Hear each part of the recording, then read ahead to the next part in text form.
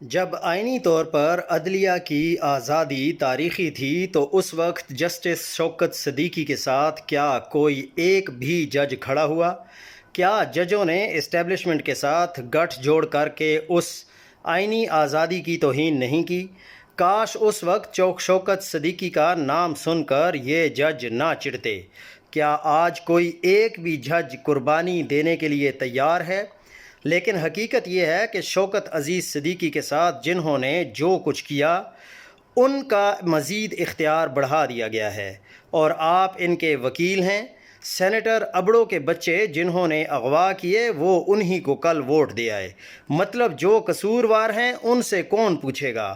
Justice Siddiqui کو جنہوں نے نکالا تھا، صدیقی صاحب کے پاس جب وقت آیا تو انہوں نے اپنے آپ کو جنہوں نے اس کو نکالا تھا اس کے بندے یعنی جسٹس ڈوگر کو ہی اپنا ووٹ دے دیا، تو پھر کہاں سے جسٹس صدیقی کے اوپر اعتبار کیا جا سکتا ہے؟